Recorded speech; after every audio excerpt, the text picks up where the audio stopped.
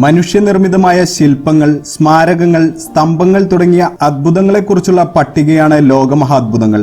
BC 2-ാം ശതകത്തോടടുത്ത് Alexandrian കാലഘട്ടത്തിൽ രചിക്കപ്പെട്ട ഒരു സഞ്ചാര ഗൈഡിലാണ് ലോകത്തിലെ 7 അത്ഭുതങ്ങളെക്കുറിച്ച് ആദ്യമായി രേഖപ്പെടുത്തിയത്. പുരാതന ലോകാത്ഭുതങ്ങൾ, മധ്യകാല ലോകാത്ഭുതങ്ങൾ, ആധുനിക ലോകാത്ഭുതങ്ങൾ എന്നിങ്ങനെ കാലഘട്ടങ്ങൾക്കനുസരിച്ച് ലോകമഹാത്ഭുതങ്ങളുടെ പട്ടിക നിലനിന്നിരുന്നു. പിന്നീട് സ്വിറ്റ്സർലൻഡ് ആസ്ഥാനമായുള്ള ന്യൂ 7 വണ്ടേഴ്സ് ഫൗണ്ടേഷൻ 2000 മുതൽ ആരംഭിച്ച ക്യാമ്പയിൻ പ്രകാരം വോട്ടെടുപ്പിലൂടെ 2007 ജൂലൈ 7-ന് പുതിയ ലോകമഹാത്ഭുതങ്ങളുടെ പട്ടിക പ്രഖ്യാപിച്ചു. ഈ പുതിയ മഹാത്ഭുതങ്ങൾ ഈ വീഡിയോയിലൂടെ പരിചയപ്പെടാം.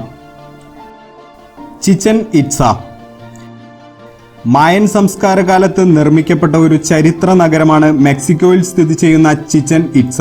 AD 600 കാലഘട്ടങ്ങളിൽ നിർമ്മിക്കപ്പെട്ട ഈ അദ്ഭുത നഗരം മായൻ സംസ്കാരത്തിന്റെ രാഷ്ട്രീയ സാമ്പത്തിക കേന്ദ്രം കൂടിയാണ്. കണക്കിലും ജ്യോതിശാസ്ത്രത്തിലുമെല്ലാം അഗ്രഗണ്യന്മാരായിരുന്നു മായൻ ജനത. സ്വന്തമായി ഭാഷയും കലണ്ടറും ജ്യോതിശാസ്ത്ര ചാർട്ടുകളുമെല്ലാം ഉണ്ടായിരുന്ന മായൻ ജനതയ്ക്ക് മധ്യകാല അമേരിക്കയിൽ തെക്കൻ മെക്സിക്കോ, ഗ്വാട്ടിമാല, ബുളീഡ് മേഖലകൾ ചേർന്ന സ്ഥലത്ത് അവർ സ്വന്തം സംസ്കാരം കെട്ടിയുയർത്തി. ഏതാണ്ട് 3000-ഓളം വർഷം അജേയമായി നിലകൊണ്ട മായൻ സംസ്കാരത്തിന്റെ ഭാഗമായി ഭീമൻ ക്ഷേത്രങ്ങളും കാനന നഗരങ്ങളും ഉണ്ടായി. കല്ലുപതിപ്പിച്ച വീതികളുള്ള ആ പ്രാചീന നഗരങ്ങളിൽ ലക്ഷക്കണക്കിന് ജനങ്ങൾ അധിവസിച്ചു. കൃഷിക്കായി ജലസേചന ശൃംഖലകളും ജലസംഭരണികളും അവർ സൃഷ്ടിച്ചിരുന്നു. ഇത്തരത്തിൽ സൃഷ്ടിക്കപ്പെട്ട ഒരു അദ്ഭുത നഗരം തന്നെയാണ് ചിച്ചൻ ഇറ്റ്സ. അതിന്റെ വിവിധ രൂപശില്പങ്ങൾ, കുക്കുൾഖാൻ പിരമിഡ്, ചക്മൂലിന്റെ ക്ഷേത്രം, 1000 കാൽ മണ്ഡപം, തടവുകാരുടെ കളിത്തട്ട് ഇവയെല്ലാം ശില്പഭംഗി കൊണ്ടും സംയോജന മികവ് കൊണ്ടും മായൻ സംസ്കാരത്തിന്റെ അസാധാരണ സമർപ്പണത്തിന്റെ ഭാഗമായി ഇന്നും കാണാനാകും. ഇതിൽ ഏറ്റവും പ്രധാനപ്പെട്ട നിർമ്മിതിയാണ് AD 9-നും 12-നും ഇടയിൽ നിർമ്മിക്കപ്പെട്ടു എന്ന് കരുതുന്ന ചിച്ചൻ ഇറ്റ്സയിലെ പിരമിഡ് അഥവാ എൽ കാസ്റ്റിലോ. ചിച്ചൻ ഇറ്റ്സയുടെ മധ്യഭാഗത്തായി മെസോ അമേരിക്കൻ ശൈലിയിൽ പണി കഴിപ്പിച്ചിട്ടുള്ള ഈ പിരമിഡ് ടെമ്പിൾ ഓഫ് കുക്കുൾഖാൻ എന്നുകൂടി അറിയപ്പെടുന്നു. സമചതുരാകൃതിയിലുള്ള പടിക്കെട്ടുകൾ പോലെ പിരമിഡാകൃതിയിൽ നിർമ്മിച്ചിരിക്കുന്ന ഈ സ്മാരകത്തിനു മുകളിൽ കുക്കുൾഖാൻ ദേവന്റെ ആരാധനാ കേന്ദ്രം സ്ഥിതി ചെയ്യുന്നു. താഴ്ഭാഗത്ത് 55.3 മീറ്റർ വീതിയുള്ള പിരമിഡിന്റെ ഉയരം 24 മീറ്ററും അതുകൂടാതെ പിരമിഡിന് മുകളിലുള്ള ദേവാലയത്തിന് 6 മീറ്റർ ഉയരവുമാണുള്ളത്. പിരമിഡിന്റെ വടക്ക് പടിഞ്ഞാറ് വശങ്ങളിൽ താഴേക്ക് ഇഴയുന്ന സർപ്പത്തിന്റെ ശില്പം കൊത്തിവെച്ചിരിക്കുന്നു. ശരത്കാലത്തും വസന്തകാലത്തും ഉച്ച കഴിഞ്ഞുള്ള സമയങ്ങളിൽ സൂര്യപ്രകാശം പിരമിഡിന്റെ വടക്ക് പടിഞ്ഞാറ് വശത്ത് പതിക്കുമ്പോൾ ഇതുമൂലം ത്രികോണാകൃതിയിലുള്ള നിഴലുകൾ കാണാനാകും. ഈ നിഴലിന്റെ പൂർണ്ണരൂപം മുകളിൽ നിന്നും താഴേക്കിഴയുന്ന സർപ്പത്തിനെ അനുസ്മരിപ്പിക്കും. പിരമിഡിന്റെ മുകളിലേക്ക് കയറുവാൻ എല്ലാ വശങ്ങളിലും 91 പടികളാണുള്ളത്. ഇങ്ങനെ മൊത്തം പടികളും കൂടാതെ ക്ഷേത്രത്തിന്റെ തറയും കൂട്ടിയാൽ മൊത്തം 365 പടികളാണുള്ളത്. മായൻ കലണ്ടർ പ്രകാരം ഒരു വർഷം 365 ദിവസമാണ്. The Great Wall of China മനുഷ്യനിർമ്മിതമായ മഹാത്ഭുതങ്ങളിൽ ഒന്നാണ് ചൈനയിലെ വൻമതിൽ. ശാഖകളടക്കം 6325 കിലോമീറ്റർ നീളമുള്ള വൻമതിൽ ലോകത്തിലെ ഏറ്റവും വലിയ മനുഷ്യനിർമ്മിത വസ്തുവായാണ് കണക്കാക്കുന്നത്. ചന്ദ്രനിൽ നിന്ന് നഗ്ന നേത്രങ്ങൾ ഉപയോഗിച്ച് കാണാവുന്ന ഒരേയൊരു മനുഷ്യനിർമ്മിത വസ്തു ഇതാണെന്നാണ് പറയപ്പെടുന്നത്. BC 3-ാം നൂറ്റാണ്ടിൽ ക്വിൻ സാമ്രാജ്യ കാലത്താണ് വൻമതിലിന്റെ പണി ആരംഭിച്ചത്. എന്നാൽ അതിനു മുൻപ് തന്നെ പ്രതിരോധത്തിനായി പ്രാകൃതമായ മൺമതിലുകൾ നിർമ്മിക്കുവാൻ ചൈനീസ് ജനതയ്ക്ക് അറിയാമായിരുന്നു. അക്കാലത്തെ ഗോത്രവർഗക്കാരായിരുന്നു ഇവ നിർമ്മിച്ചിരുന്നത്. BC 7-ാം നൂറ്റാണ്ടിൽ ചൂ രാജവംശം ഇത്തരം മതിലുകളെ ബലപ്പെടുത്തിയിരുന്നതായി രേഖകളിൽ കാണാം. ഇങ്ങനെ പല രാജവംശങ്ങൾ നിർമ്മിച്ച മതിലുകൾ യോജിപ്പിച്ച് ഒന്നാക്കി ബലപ്പെടുത്തൽ ആരംഭിക്കുകയാണ് യഥാർത്ഥത്തിൽ ക്വിൻ സാമ്രാജ്യ കാലത്ത് ചെയ്തത്. ക്വിൻ ഷി ഹുയാങ് എന്ന ചക്രവർത്തി ചൈനയിലെ നാട്ടുരാജ്യങ്ങൾ കീഴടക്കി തന്റെ സാമ്രാജ്യം സ്ഥാപിച്ചത് BC 221-ലാണ്. ഇക്കാലത്ത് സാമാന്യം വലിയ ആക്രമണങ്ങളെ ചെറുക്കുവാൻ പര്യാപ്തമായ ചെറുമതിലുകൾ നിലനിന്നിരുന്നു. ക്വിൻ ഷി ഹുയാങ് ഈ മതിലുകൾ ഇണക്കി ഒറ്റ മതിലാക്കി തന്റെ സാമ്രാജ്യത്തെ സംരക്ഷിക്കുവാൻ വേണ്ടി ബലപ്പെടുത്തലുകളും ചെയ്തു. സ്റ്റെപ്പി പ്രദേശങ്ങളിൽ വസിച്ചിരുന്ന പ്രാകൃതരായ സിയോഗ്നു വംശജരായ നുഴഞ്ഞുകയറ്റക്കാരായിരുന്നു ഏറ്റവും ശല്യമുണ്ടാക്കിയിരുന്നത്. ഈ വർഗത്തിൽപ്പെട്ട ആട്ടിടയന്മാർ കൂട്ടമായി വന്ന് മോഷണങ്ങൾ നടത്തിയിരുന്നതായിരുന്നു യഥാർത്ഥ യുദ്ധത്തെക്കാൾ ക്വിൻ സാമ്രാജ്യത്തിന് ശല്യമുണ്ടാക്കിയിരുന്നത്. വൻമതിൽ നിർമ്മാണത്തിനായി 5 ലക്ഷത്തോളം കർഷകരും കുറ്റവാളികളുമായിരുന്നു നിയോഗിക്കപ്പെട്ടത്. പിന്നീട് വെയ് രാജവംശം അധികാരത്തിൽ വന്നപ്പോൾ 3 ലക്ഷത്തോളം ജനങ്ങൾ വൻമതിലിനായി പണിയെടുത്തു. BC 607 10 ലക്ഷത്തിലധികം ആളുകൾ വൻമതിലിനായി പണിയെടുത്തു എന്ന് രേഖകളിൽ പറയുന്നു. പിന്നീടുണ്ടായ മിങ് രാജവംശം ദശലക്ഷക്കണക്കിന് ആളുകളെയാണ് പണിക്കായി നിയോഗിച്ചത്. 100-ലധികം വർഷമാണ് ഇതിനായി എടുത്തത്. ഇത്തരത്തിൽ വലിയൊരു അളവ് തൊഴിലാളികളുടെ കഷ്ടപ്പാടിലൂടെയാണ് വൻമതിലിന്റെ നിർമ്മാണം നടത്തിയത്. ദശലക്ഷക്കണക്കിന് ആളുകൾ രോഗവും അപകടവും അമിത ജോലിയും കൊണ്ട് വൻമതിൽ നിർമ്മാണത്തിനിടെ മരണപ്പെട്ടിട്ടുണ്ട്. എല്ലാത്തരം പണികളും കൈകൊണ്ട് തന്നെയാണ് ചെയ്തിട്ടുള്ളത്. കല്ല്, മണ്ണ്, ചുണ്ണാമ്പ്, ഇഷ്ടിക, മരം എന്നിവയാണ് പ്രധാന അസംസ്കൃത വസ്തുക്കൾ. ഇവയെല്ലാം കൈമാറിയാണ് നിർമ്മാണ പ്രദേശങ്ങളിൽ എത്തിച്ചിരുന്നത്. ചിലയിടങ്ങളിൽ സാധനങ്ങൾ കൊണ്ടുപോകാനായി ആടുകൾ, കഴുതകൾ എന്നിവയെയും ഉപയോഗിച്ചിരുന്നു. ചൈനയുടെ ഉത്തരമേഖലയിൽ ബൊഹായ് ഉൾക്കടലിന് സമീപത്തുള്ള ഷാങ്ഹായ് ഗുവാൻ എന്ന സ്ഥലത്തു നിന്നാരംഭിക്കുന്ന വൻമതിൽ പിന്നീട് ഹാബെയ്, ഷൻസി, നങ്സിയ, ഗൻസു എന്നീ ചൈനീസ് പ്രവിശ്യകളിലൂടെയും മംഗോളിയയിലൂടെയും കടന്നു പോകുന്നു. അവസാനം ഗോബി മരുഭൂമിയിലെ ജിയായു ഗുവാനിൽ അവസാനിക്കുന്നു. പ്രധാന കെട്ട് ഷാങ്ഹായ് ഗുവാനിൽ ആരംഭിച്ച് ഗോബിയിലെ യുമെനിൽ അവസാനിക്കുന്നു. പ്രധാന കെട്ടിന് 3460 കിലോമീറ്റർ നീളമുണ്ട്. ശാഖകളുടെ നീളം 2465 കിലോമീറ്റർ വരും. മതിലിന് മുകളിലൂടെ പാതയും 100-200 മീറ്റർ ഇടവിട്ട് കാവൽ മാടങ്ങളുമുണ്ട്. ചിലയിടങ്ങളിൽ നശിച്ചു പോയെങ്കിലും ചൈനീസ് ഭരണകൂടം വൻമതിലിനെ ആവുന്ന പോലെ സംരക്ഷിക്കുവാൻ ശ്രമിക്കുന്നുണ്ട്. എന്നാൽ ജനങ്ങൾ വീടും മറ്റും പണിയുന്നതിനായി വൻമതിലിന്റെ ഭാഗങ്ങൾ ഇളക്കിക്കൊണ്ടു പോകുന്നത് വൻമതിലിന്റെ സുരക്ഷയെ ബാധിക്കുന്നു. അപ്രകാരം ചെയ്യുന്നത് ചൈനയിൽ രാജ്യദ്രോഹ കുറ്റത്തിന് സമാനമായ കുറ്റമായി കരുതപ്പെടുന്നു. ചൈനയിൽ വിനോദസഞ്ചാരത്തിനെത്തുന്നവരിൽ ഭൂരിഭാഗവും വൻമതിൽ സന്ദർശിക്കുന്നു. ചൈനയുടെ വിനോദസഞ്ചാരത്തിന്റെ മുഖമുദ്രയായി വൻമതിൽ മാറിക്കഴിഞ്ഞു. പെട്ര ചരിത്രപരമായി പ്രാധാന്യമുള്ള പുരാതന ജോർദാനിയൻ നഗരമാണ് പെട്ര. BC 6-ാം നൂറ്റാണ്ടിൽ നിർമ്മിച്ച ജോർദാന്റെ ചിഹ്നമായ പെട്ര ഒരു പ്രശസ്ത വിനോദസഞ്ചാര കേന്ദ്രം കൂടിയാണ്. ലോകത്തിലെ പുതിയ 7 അത്ഭുതങ്ങളിലൊന്നായ പെട്ര ലോക പൈതൃക പട്ടികയിലും ഇടം നേടിയിട്ടുണ്ട്. ജോർദാനിലെ വാദി അറബ മണലാരണ്യത്തിൽ കാലമാപിനികൾക്ക് മുൻപിലാണ് നഗരത്തിന്റെ സ്ഥാനം. ചരിത്രാതീത കാലത്ത് നബാത്തിയന്മാർ കല്ലിൽ കൊത്തിയെടുത്തതാണ് ഈ നഗരം. മൺമറഞ്ഞുപോയ അറേബ്യൻ ഗ്രീക്ക് വാസ്തുകലയുടെ തെളിവായാണ് പെട്ര നഗരം നിലനിൽക്കുന്നത്. കല്ല് എന്നാണ് പെട്ര എന്ന ഗ്രീക്ക് വാക്കിന്റെ അർത്ഥം. ചരിത്രാതീത കാലത്ത് അറേബ്യ, ഈജിപ്ത്, സിറിയ ദേശങ്ങളിലേക്കുള്ള സിൽക്ക് റൂട്ട് എന്ന വാണിജ്യ ഇടനാഴിയിലെ പ്രധാന പട്ടണമായിരുന്നു പെട്ര. നബാത്തിയന്മാർ ഒരു കാലഘട്ടത്തിന്റെ ഓർമ്മകൾ മുഴുവൻ അയവിറക്കുവാൻ വിധം ഇന്നത്തെ സമൂഹത്തിനും ഒരുപക്ഷെ ഇനിയും 1000 വർഷങ്ങൾക്കപ്പുറമുള്ള മാനവ ചരിത്രത്തിൽ മാറ്റുകൂട്ടാൻ കാലങ്ങൾക്ക് പോലും തകർക്കാൻ കഴിയാത്ത ഒരു ലോകാത്ഭുത ദൃശ്യം വിധാനിച്ച പെട്ര എന്ന ഈ പുരാതന നഗരം അമ്മാനിൽ നിന്നും 215 കിലോമീറ്ററും ജോർദാനിലെ തുറമുഖ പട്ടണമായ അക്കാബയിൽ നിന്നും 125 കിലോമീറ്ററുമാണ് രേഖപ്പെടുത്തിയിട്ടുള്ള ദൂരം. വാഡി മൂസയിലാണ് പെട്ര എന്ന അതിപുരാതനമായ ഈ നഗരം സ്ഥിതി ചെയ്യുന്നത്. ആരാധനാലയങ്ങളും ശവകുടീരങ്ങളുമാണ് പെട്രയിലെ പ്രധാന അവശേഷിപ്പുകൾ. 800-ലധികം ശവകുടീരങ്ങൾ ഇവിടെ സ്ഥിതി ചെയ്യുന്നു. ഏൻ, കൊറിന്ത്യൻ, സിൽക്ക് എന്നിങ്ങനെ അറിയപ്പെടുന്ന 3 മുഖമുള്ള ഒറ്റക്കല്ലിൽ കൊത്തിയെടുത്ത രാജകീയ ശവകുടീരങ്ങൾ നഗരത്തിലായി കാണപ്പെടുന്നു. രാജാവിന്റെ മതിൽ എന്നാണ് ഇവ അറിയപ്പെടുന്നത്. ഇതിനു ചുറ്റുമായി കൽഭിത്തിയിലെല്ലാം ചെറിയ പൊത്തുപോലെ സാധാരണക്കാരുടെ ശവകുടീരങ്ങളും സ്ഥിതി ചെയ്യുന്നു. മാച്ചു പിച്ചു കൊളംബിയൻ കാലഘട്ടത്തിന് മുൻപുണ്ടായിരുന്ന ഇൻകൻ സാമ്രാജ്യത്തിൽപ്പെട്ട ഒരു പ്രദേശമാണ് മാച്ചു പിച്ചു. പെറുവിലെ കുസ്കോ നഗരത്തിൽ നിന്നും 80 കിലോമീറ്റർ അകലെയുള്ള ഉറുംബാബ താഴ്വരയുടെ മുകളിൽ ഒരു പർവ്വത ശിഖരത്തിൽ 2430 മീറ്റർ ഉയരത്തിലാണ് മാച്ചു പിച്ചു എന്ന മഹാവിസ്മയം സ്ഥിതി ചെയ്യുന്നത്. മാച്ചു പിച്ചുവിന്റെ സമീപത്തുകൂടി ഉറുംബാബ നദി ഒഴുകുന്നുണ്ട്.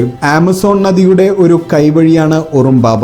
ഇൻകൻ സാമ്രാജ്യത്തിൽപ്പെട്ട പ്രശസ്തമായ പ്രദേശമാണ് മാച്ചു പിച്ചു. ഇൻകകളുടെ നഷ്ടപ്പെട്ട നഗരം എന്ന് ഇതിനെ വിളിക്കുന്നു. 1460 കാലഘട്ടത്തിലാണ് ഇത് നിർമ്മിക്കപ്പെട്ടത്. ശേഷം 100 വർഷത്തിനകം സ്പാനിഷുകാർ ഇൻകൻ സാമ്രാജ്യത്തിൽ നടത്തിയ കയ്യേറ്റത്തോടെ ഇൻകകളുടെ ഔദ്യോഗിക പ്രദേശം എന്ന പരിഗണന നൽകാതെ കൈയൊഴിയപ്പെടുകയും ചെയ്തു. പ്രാദേശികമായി അറിയപ്പെടുന്ന പ്രദേശമായിരുന്നെങ്കിലും നൂറ്റാണ്ടുകളോളം ഈ മേഖല പുറം ലോകത്താൽ ശ്രദ്ധിക്കപ്പെടാതെ കിടന്നു. അമേരിക്കൻ ചിത്രകാരനായിരുന്ന ഹിറാം ബിങ്ഹാമാണ് 1911 ഇതിനെ ഇതിനെ പുറം ലോകത്തിന് പരിചയപ്പെടുത്തുന്നത്. അന്നു മുതൽ ഈ പ്രദേശം വിനോദസഞ്ചാരികളെയും ചരിത്രകാരന്മാരെയും ആകർഷിക്കുന്ന മേഖലയായി മാറി.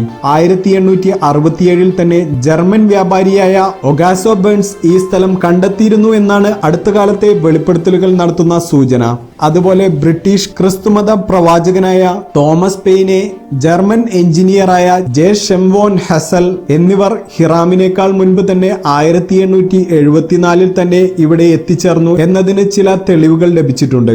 1981 പെറു മാച്ചു പിച്ചുവിനെ സംരക്ഷിത ചരിത്ര സ്മാരകമായി പ്രഖ്യാപിച്ചു. 1983 യുനെസ്കോ ഇതിനെ ലോക പൈതൃക പട്ടികയിൽ ഉൾപ്പെടുത്തുകയും ചെയ്യുകയുണ്ടായി. സ്പാനിഷ് അധിനിവേശ കാലത്ത് ഈ നഗരം നശിക്കപ്പെടാതെ കിടക്കുകയാണ് ഉണ്ടായത്. ഇപ്പോൾ ഈ നഗരത്തിനെ പ്രാധാന്യമർഹിക്കുന്ന സാംസ്കാരികമായ സംരക്ഷിത മേഖലയായി കരുതപ്പെടുന്നു. മിനുസപ്പെടുത്തിയ കൽമതിലുകൾ ഉപയോഗിച്ചുള്ള പഴയ ഇൻകൻ കാല രീതിയിലാണ് മാച്ചു പിച്ചോ നിർമ്മിക്കപ്പെട്ടിട്ടുള്ളത്. ഈ നഗരത്തിലെ പ്രധാന കെട്ടിടങ്ങൾ ഇൻതിഹോദന, സൂര്യക്ഷേത്രം, 3 ജനാലകളുടെ അറ എന്നിവയാണ്. ഇവയെല്ലാം മാച്ചു പിച്ചുവിന്റെ പരിപാവന ജില്ല എന്ന് പുരാവസ്തു ഗവേഷകർക്കിടയിൽ അറിയപ്പെടുന്ന സ്ഥലത്താണുള്ളത്. 2007 സെപ്റ്റംബറിൽ പെറുവും യാലെ സർവകലാശാലയും തമ്മിൽ ഒരു കരാറിൽ ഏർപ്പെടുകയുണ്ടായി. 20-ാം നൂറ്റാണ്ടിന്റെ ആരംഭത്തിൽ ഹിറാം ഗിങ്ഹാം ഇവിടെ നിന്നും കടത്തിക്കൊണ്ടുപോയ പുരാവസ്തുക്കൾ തിരിച്ചേൽപ്പിക്കുന്നതിനെ കുറിച്ചാണ് ഈ കരാർ. 2003 കണക്ക് പ്രകാരം 4 ലക്ഷം സഞ്ചാരികൾ ഇവിടെ സന്ദർശിക്കുകയുണ്ടായി. ഇത്തരത്തിലുള്ള സന്ദർശകരുടെ പ്രവാഹം ഈ പ്രദേശത്തിന്റെ നിലനിൽപ്പിന് ഹാനികരമാകുമോ എന്ന ആശങ്ക നിലനിൽക്കുന്നുണ്ട്. 1460 ഇൻകൻ സാമ്രാജ്യം അതിന്റെ ഉന്നതികളിലെത്തിയ കാലത്താണ് മാച്ചു പിച്ചുവിന്റെ നിർമ്മാണം നടന്നത്.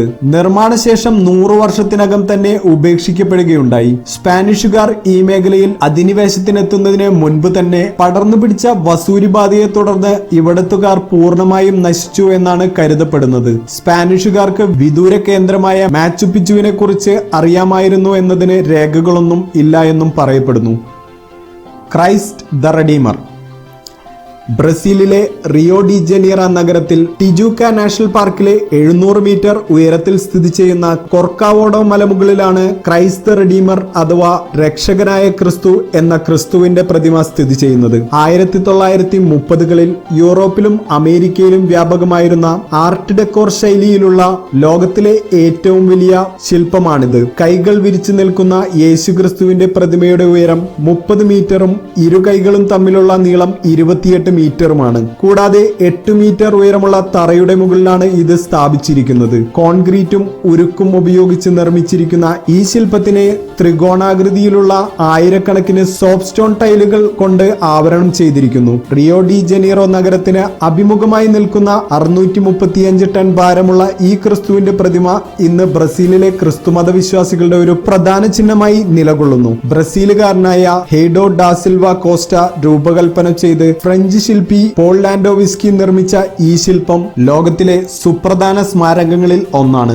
1922 നിർമ്മാണം ആരംഭിച്ച ഈ ശില്പം 1931 ഒക്ടോബർ 12 അനാച്ഛാദനം ചെയ്തത്. 9 വർഷം കൊണ്ട് നിർമ്മാണം പൂർത്തീകരിച്ച ശില്പത്തിന് $250,000 ചിലവ് വന്നിരിക്കുന്നത്. ബ്രസീലിലെ ക്രിസ്തുമത വിശ്വാസികൾ സമാഹരിച്ച പണം ഉപയോഗിച്ചാണ് ഈ ചരിത്ര നിർമ്മിതി പണി കഴിപ്പിച്ചിരിക്കുന്നത്. 1850 ചക്രവർത്തി പെഡ്രോ രണ്ടാമന്റെ മകൾ ഇസബൽ രാജകുമാരിയോടുള്ള ബഹുമാനാർത്ഥം കൊർക്കാവാഡോ മലമുകളിൽ ഒരു ക്രിസ്തീയ സ്മാരകം നിർമ്മിക്കണമെന്ന് വിൻസെന്റൈൻ പുരോഹിതൻ പെഡ്രോ മരിയ ബോസ് അഭിപ്രായപ്പെട്ടു. എന്നാൽ ആ പദ്ധതി അംഗീകരിക്കപ്പെട്ടില്ല. പിന്നീട് 1889 ബ്രസീലിൽ ജനാധിപത്യ ഭരണം ആരംഭിച്ചതിനു ശേഷം 1920 കത്തോലിക്ക സഭ വീണ്ടും ക്രിസ്തീയ സ്മാരകം എന്ന ആശയം മുന്നോട്ട് വെച്ചു. പദ്ധതിയുടെ നടത്തിപ്പിനായി ജനങ്ങളുടെ വോട്ട് ശേഖരണവും നടത്തി. അങ്ങനെ പദ്ധതിക്ക് അംഗീകാരവും ലഭിച്ചു. എന്നാൽ ശില്പത്തിന്റെ രൂപരേഖ തയ്യാറായിരുന്നില്ല. അതിനായി ഒരു മത്സരം സംഘടിപ്പിക്കുവാനും തീരുമാനിച്ചു. അങ്ങനെ ബ്രസീലിയൻ എഞ്ചിനീയർ ഹെയ്ഡോ ഡാ സിൽവ കോസ്റ്റയെ തിരഞ്ഞെടുക്കുകയും ചെയ്തു. എന്നാൽ ആദ്യം സിൽവ കോസ്റ്റ ഡിസൈൻ ചെയ്തിരുന്നത് ഒരു കൈയിൽ കുരിശും മറുകൈയിൽ ഭൂമിയും പിടിച്ചു നിൽക്കുന്ന യേശുക്രിസ്തുവിനെയായിരുന്നു. പിന്നീട് ബ്രസീലിയൻ ചിത്രകാരനായ കാർലോസ് ഓസ്വാൾട്ടും സിൽവ കോസ്റ്റയും അവസാന രൂപരേഖ തയ്യാറാക്കി. ഇരു കൈകളും വിടർത്തി സന്ദർശകരെ സ്വീകരിക്കുന്ന ബ്രസീലിയൻ ജനതയുടെ ഊഷ്മളതയുടെയും നഗരത്തിന്റെയും തന്നെ ചിഹ്നമായി ഈ പ്രതിമ നിലകൊള്ളുന്നു. കൊളോസിയം. റോമാ സാമ്രാജ്യത്തിൽ നിലനിന്നിരുന്ന പൊതുവിനോദ കേന്ദ്രങ്ങളിൽ ഏറ്റവും വലുതായിരുന്നു കൊളോസിയം അഥവാ ഫ്ലാവിയൻ ആംഫി തിയേറ്റർ. ഒറ്റനോട്ടത്തിൽ ഒരു അത്യാധുനിക സ്റ്റേഡിയമാണെന്നേ ആരും പറയൂ. പുരാതന റോമാ സാമ്രാജ്യത്തിന്റെ അഭിമാന സ്തംഭവും ശില്പവിദ്യയിലെ വിസ്മയവുമാണ് റോമിലെ കൊളോസിയം. മനുഷ്യനിർമ്മിതമായ കെട്ടിടങ്ങളിൽ വലിപ്പം കൊണ്ടും നിർമ്മാണ വൈദഗ്ധ്യം കൊണ്ടും അത്ഭുതമായി മാറിയ ഈ നിർമ്മിതി മധ്യ ആധുനിക കാലഘട്ടത്തിലെ ലോകാത്ഭുതങ്ങളുടെ പട്ടികയിൽപ്പെടുന്നു. റോമൻ ജനത നിറോ ചക്രവർത്തിയുടെ ഭരണത്തിൽ പൊറുതിമുട്ടിയിരുന്ന കാലം. AD 68 അദ്ദേഹം മരണപ്പെടുകയും ചെയ്തു. അധികാരത്തിലേറിയ വെസ്പേഷ്യൻ ചക്രവർത്തി നിറോയുടെ ദുഷ്ടതകൾക്ക് പരിഹാരമെന്നോണം നിറോയുടെ സ്വകാര്യ ഉദ്യാനം ജനങ്ങൾക്കായി തുറന്നുകൊടുക്കുവാൻ തീരുമാനിച്ചു. അങ്ങനെ AD 72 കൊളോസിയത്തിന്റെ നിർമ്മാണം ആരംഭിക്കുന്നത്. അദ്ദേഹത്തിന്റെ പുത്രൻ ടൈറ്റസ് കൊളോസിയത്തിന്റെ നിർമ്മാണം പൂർത്തീകരിക്കുകയും ചെയ്തു. പിന്നീട് വന്ന ഡൊമിനീഷ്യൻ ചക്രവർത്തിയും കൊളോസിയത്തിന്റെ മേൽ ചില മിനുക്കുപണികൾ നടത്തി. 48 മീറ്റർ ഉയരവും 188 മീറ്റർ നീളവും 156 മീറ്റർ വീതിയുമുള്ള വമ്പൻ സ്റ്റേഡിയമായിരുന്നു കൊളോസിയം. 3 നിലകളിലായി 240 കമാനങ്ങൾ ഉണ്ടായിരുന്നു. അടിത്തട്ട് പലകയിൽ തീർത്ത് മുകളിൽ മണ്ണുമൂടിയാണ് തയ്യാറാക്കിയിരുന്നത്. ആധുനിക കാലത്തെ പല സ്റ്റേഡിയങ്ങളും കൊളോസിയത്തിന്റെ മാതൃക പിന്തുടരുന്നത് കാണാം. ദീർഘവൃത്താകൃതിയിൽ നിർമ്മിച്ച ഒരു ഭീമൻ തിയേറ്ററാണ് കൊളോസിയം. 80-ലധികം വാതിലുകളും രഹസ്യ മുറികളുമൊക്കെയുള്ള കെട്ടിടം. അർദ്ധവൃത്താകൃതിയിലാണ് ഇതിലെ ഇരിപ്പിടങ്ങൾ ക്രമീകരിച്ചിരിക്കുന്നത്. ഒത്ത നടുവിൽ സ്റ്റേജ്. നാടകം മാത്രമല്ല, വീരയോദ്ധാക്കളുടെ മല്ലയുദ്ധങ്ങൾ പോലുള്ള പോരാട്ടങ്ങൾ മൃഗവിനോദങ്ങൾക്കും കൊളോസിയം ഉപയോഗിച്ചിരുന്നു. അക്കാലത്തെ കെട്ടിടങ്ങളിൽ വലിപ്പത്തിലും കൊളോസിയം ഒട്ടും പിന്നിലായിരുന്നില്ല എന്ന കാര്യവും വളരെ ശ്രദ്ധേയമാണ്. അതിനുള്ളിൽ ഇരിക്കാവുന്ന കാണികളുടെ എണ്ണം ഏതാണ്ട് 1,00,000. സമൂഹത്തിലുള്ള സ്ഥാനമനുസരിച്ച് കാഴ്ചക്കാർക്ക് ഇരിപ്പിടം നൽകിയിരുന്നു. ഒട്ടേറെ പോരാട്ടങ്ങൾക്കും മറ്റും വേദിയായ കൊളോസിയം റോമാ സാമ്രാജ്യത്തിന്റെ പതനത്തോടെ അവഗണിക്കപ്പെട്ടു. നിർമ്മാണ പ്രവർത്തനങ്ങൾക്കും മറ്റുമായി ആളുകൾ കല്ലുകൾ ഇളക്കിക്കൊണ്ടുപോയത് കൊളോസിയത്തിന്റെ തകർച്ചയ്ക്ക് വേഗത കൂട്ടി. റോമാ സംസ്കാരത്തിന്റെ പ്രതീകമായ കൊളോസിയത്തിന്റെ പാതിഭാഗം മാത്രമേ ഇന്ന് അവശേഷിക്കുന്നുള്ളൂ. താജ്മഹൽ. ഉത്തർപ്രദേശിലെ ആഗ്രയിൽ യമുന നദിയുടെ തീരത്താണ് ലോകമഹാത്ഭുതങ്ങളിലൊന്നായ താജ്മഹൽ എന്ന മനോഹര സൗധം സ്ഥിതി ചെയ്യുന്നത്. പേർഷ്യൻ, ഒട്ടോമൻ, ഇന്ത്യൻ, ഇസ്ലാമിക് എന്നീ വാസ്തുവിദ്യകൾ കൂടിച്ചേർന്നുണ്ടായ മുഗൾ വാസ്തുവിദ്യയുടെ ഉത്തമോദാഹരണമാണ് ഈ മനോഹരമായ നിർമ്മിതി. പൂർണ്ണമായും വെണ്ണക്കല്ലിൽ നിർമ്മിച്ച ഈ ചരിത്ര സൗധം ലോകത്തിന്റെ സ്നേഹചിഹ്നമായി കണക്കാക്കപ്പെടുന്നു. മുഗൾ ചക്രവർത്തിമാരിൽ ഒരാളായ ഷാജഹാൻ തന്റെ പ്രിയ പത്നി മുംതാസ് മഹലിന്റെ ഓർമ്മയ്ക്കായി പണികഴിപ്പിച്ച താജ്മഹൽ. മുഗൾ ചക്രവർത്തിമാരിൽ 5ാമനായ ഷാജഹാൻ ചക്രവർത്തിയുടെ കാലഘട്ടം മുഗൾ വാസ്തുവിദ്യയുടെ സുവർണ കാലഘട്ടമായാണ് അറിയപ്പെടുന്നത്. വാസ്തുവിദ്യയിൽ തനിക്കുള്ള താല്പര്യം 16ാം വയസ്സിൽ ആഗ്ര കോട്ടയിലെ കെട്ടിടങ്ങളുടെ പുനർനിർമ്മാണത്തിലൂടെ അദ്ദേഹം തെളിയിച്ചു. താജ്മഹൽ കൂടാതെ ഇന്ത്യയുടെ അഭിമാന ചരിത്ര സ്മാരകങ്ങളായി നിലകൊള്ളുന്ന ആഗ്രയിലെ മോത്തി മസ്ജിദ്, ദില്ലിയിലെ ചെങ്കോട്ട, ദില്ലിയിലെ ജമാ മസ്ജിദ് ഇവയെല്ലാം അദ്ദേഹം നിർമ്മിച്ചതാണ്. മുംതാസ് മഹലിന്റെ യഥാർത്ഥ നാമം അർജുമത് ബാനു ബീഗം എന്നാണ്. 1607 ഷാജഹാന് 15 വയസ്സുള്ളപ്പോഴാണ് മുംതാസുമായുള്ള വിവാഹം നിശ്ചയിക്കുന്നത്. എന്നാൽ അനുകൂല സാഹചര്യങ്ങൾ ഉണ്ടായിരുന്നിട്ടും ആ വിവാഹം നടന്നില്ല. ഈ സമയത്ത് ഷാജഹാൻ മറ്റൊരു പെൺകുട്ടിയെ വിവാഹം കഴിക്കുകയുണ്ടായി. പിന്നീട് 1612 രാജകുമാരന് കൂടുതൽ അധികാരങ്ങൾ ലഭിച്ചതിനു ശേഷം തന്റെ ഭാര്യയുടെ സമ്മതത്തോടെ 20ാം വയസ്സിലാണ് അർജുബാദ് ബീഗത്തെ വിവാഹം കഴിക്കുന്നത്. വിവാഹശേഷമാണ് അർജുബാദിന് മുംതാസ് മഹൽ എന്ന പേര് നൽകുന്നത്. മുംതാസ് മഹൽ വളരെ കാര്യപ്രാപ്തിയുള്ള ഒരു സ്ത്രീയായിരുന്നു. ഭർത്താവിനെ ഭരണകാര്യങ്ങളിൽ സഹായിച്ചിരുന്ന മുംതാസ് മഹൽ ഷാജഹാന് എന്നും പ്രിയപ്പെട്ടവളായിരുന്നു. ഇവർക്ക് 14 കുട്ടികൾ ജനിച്ചുവെങ്കിലും 7 പേർ മാത്രമാണ് ജീവിച്ചിരുന്നുള്ളൂ. ബാക്കിയുള്ളവരെല്ലാം കുഞ്ഞിലെ തന്നെ മരണമടഞ്ഞു. 14ാമത്തെ കുട്ടിയുടെ ജനനത്തോടെയാണ് മുംതാസ് മഹൽ മരണപ്പെടുന്നത്. മുംതാസിന്റെ മരണം ഷാജഹാനെ ആകെ തളർത്തിയിരുന്നു. തപ്തി നദിക്കരയിലുള്ള ഉദ്യാനത്തിലാണ് ആദ്യം മുംതാസിന്റെ മൃതദേഹം അടക്കം ചെയ്തത്. പിന്നീട് താജ്മഹലിന്റെ പണി പൂർത്തിയായപ്പോൾ ഇവിടെ വീണ്ടും അടക്കം ചെയ്യുകയായിരുന്നു. മുംതാസ് മഹലിന്റെ മരണശേഷം ഷാജഹാൻ വീണ്ടും വിവാഹം ചെയ്തു. പൂർണ്ണമായും വെണ്ണക്കല്ല് കൊണ്ട് നിർമ്മിച്ച താജ്മഹൽ 1632 നിർമ്മാണം ആരംഭിച്ച് 1653 അവസാനിച്ചു എന്ന് കരുതപ്പെടുന്നു. 10,000 കണക്കിന് തൊഴിലാളികൾ ചേർന്ന് 22 വർഷം കൊണ്ട് നിർമ്മാണം പൂർത്തീകരിച്ച ഈ ചരിത്ര നിർമ്മിതി വീതിയുടെ ഉയരം 73 മീറ്ററാണ്. വെണ്ണക്കല്ലിൽ നിർമ്മിച്ച സൗധമാണ് ഏറ്റവും പ്രധാനമെങ്കിലും ഇതിനോടനുബന്ധിച്ച് മറ്റു കെട്ടിടങ്ങളും ചേർന്ന സമുച്ചയമാണ് താജ്മഹൽ. പേർഷ്യയിൽ നിന്നെത്തിയ ഉസ്താദ് അഹമ്മദ് ലഹോറിയാണ് ഇതിന്റെ പ്രധാന ശില്പി. മുഗൾ ചക്രവർത്തി ഷാജഹാൻ മഹാരാജ ജയ്സിംഗിൽ നിന്നും വാങ്ങിയ ഭൂമിയിലാണ് താജ്മഹൽ സ്ഥിതി ചെയ്യുന്നത്. ഇതിന് പകരമായി ഷാജഹാൻ ജയ്സിംഗിന് ഒരു കൊട്ടാരം നൽകിയെന്ന് പറയപ്പെടുന്നു.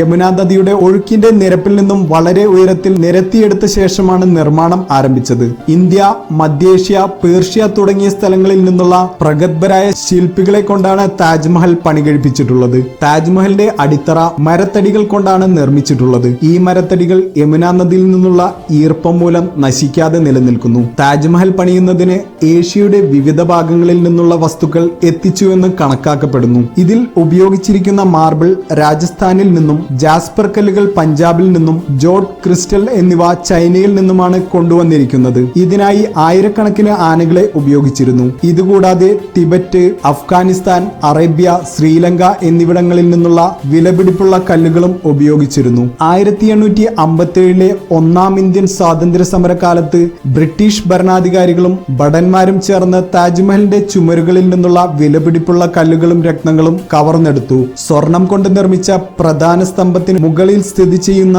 ഫിനിയൽ ബ്രിട്ടീഷുകാർ കവർന്നെടുത്ത് പകരം വെങ്കലം കൊണ്ടുള്ളത് സ്ഥാപിക്കുകയായിരുന്നു. താജ്മഹലിന്റെ ഉൾഭാഗത്ത് രഹസ്യ അറകളും പാതാള തുരങ്കങ്ങളും നിർമ്മിച്ചിട്ടുണ്ട്. നിർമ്മാണ സാമഗ്രികൾ കൊണ്ടുവരുന്നതിനും മറ്റുമായാണ് 15 കിലോമീറ്ററോളം നീളത്തിൽ തുരങ്കം നിർമ്മിച്ചത്. താജ്മഹലിന്റെ ഉൾഭാഗത്തായി ഒരു കനാലുമുണ്ട്. എന്നാൽ ഈ കനാലിന്റെ ഉത്ഭവം ഇന്നുവരെ ആർക്കും തന്നെ അറിയാൻ സാധിച്ചിട്ടില്ല. പ്രധാന സൗധത്തിനകത്താണ് ഷാജഹാന്റെയും മുംതാസിന്റെയും കല്ലറ സ്ഥിതി ചെയ്യുന്നത്. ഈ കല്ലറകൾ 28 തരം വിലപിടിപ്പുള്ള കല്ലുകൾ കൊണ്ടാണ് നിർമ്മിച്ചിരിക്കുന്നത്. താജ്മഹലിന്റെ 4 വശങ്ങളും ഒരേ രൂപത്തിലും വലിപ്പത്തിലുമാണ് ഉള്ളത്. താജ്മഹലിലെ 4 തൂണുകൾ പുറത്തേക്ക് ചെരിഞ്ഞു നിൽക്കുന്ന രീതിയിലാണ് നിർമ്മിച്ചിട്ടുള്ളത്.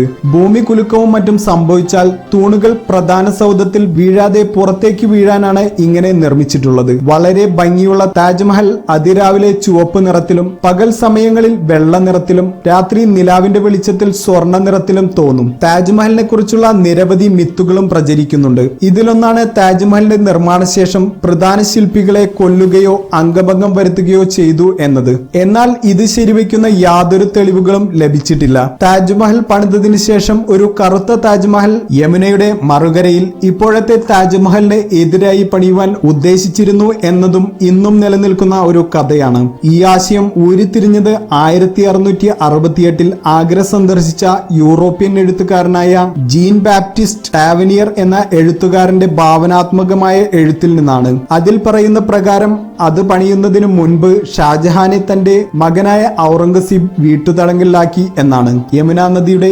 എതിർഭാഗത്ത് മൂൺലൈറ്റ് ഉദ്യാനത്തിൽ സ്ഥിതി ചെയ്യുന്ന കറുത്ത മാർബിൾ ഇതിനെ താങ്ങുന്ന തെളിവായിരുന്നു. പക്ഷേ 1990 നടന്ന ഗവേഷണങ്ങളിൽ ഇത് തെറ്റാണെന്ന് കണ്ടെത്തുകയും ചെയ്തു. അവശേഷിക്കുന്ന വെള്ള മാർബിളുകൾ കറുത്തതായി തീർന്നതാണെന്നും കണ്ടെത്തുകയുണ്ടായി. 1830 ഗവർണറായിരുന്ന വില്യം ബെനഡിക്ട് പ്രഭു താജ്മഹൽ പൊളിക്കുവാൻ ഉദ്ദേശിക്കുകയും അതിലെ മാർബിളുകൾ ലേലം ചെയ്യുവാൻ ഉദ്ദേശിക്കുകയും ചെയ്തു എന്നും പറയപ്പെടുന്നു. എന്നാൽ ഇതിനും വ്യക്തമായ തെളിവുകളൊന്നും തന്നെ ലഭിച്ചിട്ടില്ല. ബെനഡിക്ട് പ്രഭു ധനസംഭരണത്തിനു വേണ്ടി ആഗ്ര കോട്ടയിൽ പണിയിൽ ബാക്കിയുണ്ടായിരുന്ന മാർബിളുകൾ വിൽക്കുവാൻ തീരുമാനിച്ചതിൽ നിന്നുണ്ടായ കഥയാണിതെന്ന് കരുതപ്പെടുന്നു. 2000 പുരുഷോത്തമൻ നാഗേഷ് ഓക്ക് എന്ന വ്യക്തി നൽകിയ ഒരു അപേക്ഷ പ്രകാരം ഹിന്ദു രാജാവാണ് താജ്മഹൽ പണിതത് എന്ന അവകാശവാദം സുപ്രീം കോടതി നിരസിച്ചിരുന്നു.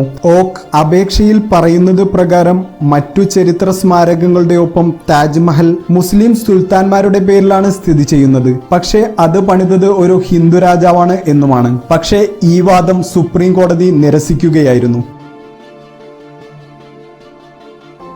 കൂടുതൽ വാർത്തകൾക്കും വീഡിയോകൾക്കുമായി ഞങ്ങളുടെ ചാനൽ സബ്സ്ക്രൈബ് ചെയ്യുക, ബെൽ ഐക്കൺ ക്ലിക്ക് ചെയ്യാൻ മറക്കരുത്.